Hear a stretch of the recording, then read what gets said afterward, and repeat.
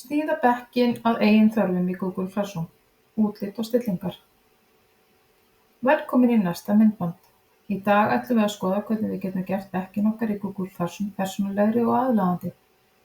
Við skoðum sérstaklega hvernig við breytum útliti bekkjarins, hvernig við stjórnum stillingum eins og hver má birta í Stream, af hverju þetta skiptir máli bæði fyrir kennara og nemendur. Gott skipulag og snyrtilegt umhverfi getur skipt miklu máli fyrir námsárangur og einnig fyrir andrúmsloftið í stafrænu kennslunni. Munum einnig að óreiða getur skapað óöryggi hjá nemendum. Skref 1. Að breyta forsíðumynd bekkjarins. Fyrst ætlum við að breyta forsíðumyndinni sem birtist efst í bekknum. Skref 1. Opnið bekkinn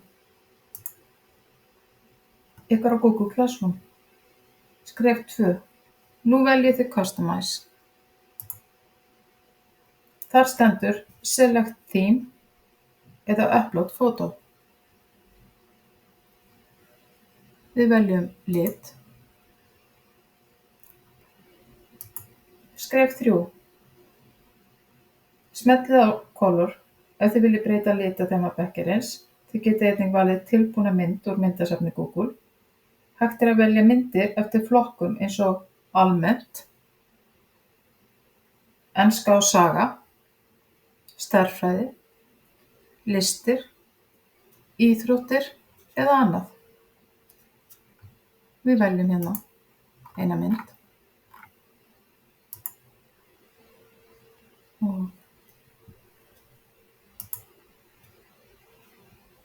Það er líka hægt að velja Upload Photo ef þið viljið setja inn eigin mynd, til dæmis myndir sem tengjast bekknum eða skólanum eða verkefnum.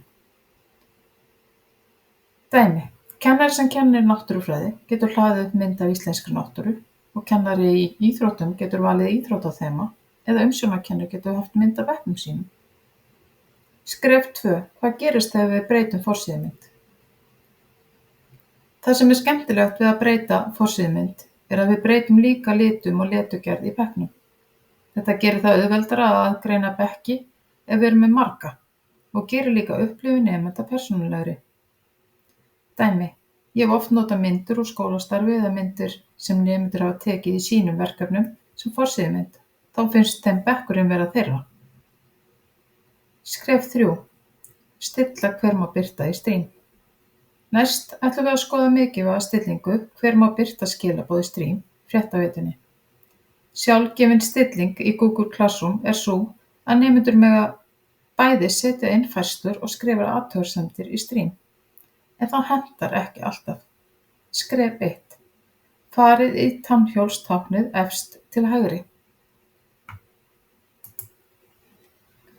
Skrollið niður að hlutanum Stream.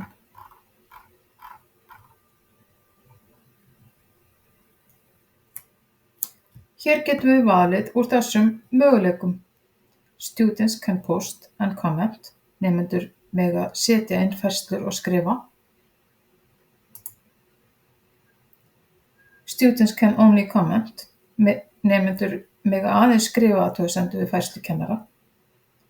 Only teachers can post or comment. Aðeins kennarar mega setja inn færslur og skrifa inn athugasemdir.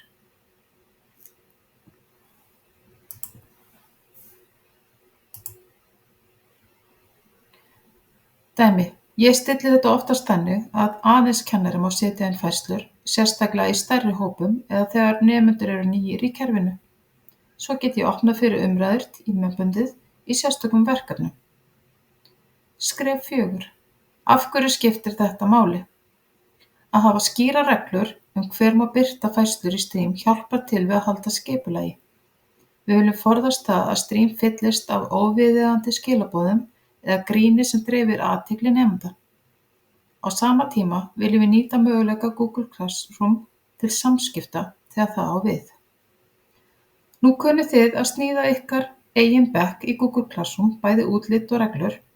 Í næsta myndbandi ætlum við að skoða eitt af mikilvægustu verkfærunum hvernig við búum til og sendum verkefni til nemenda. Takk fyrir að fylgjast með.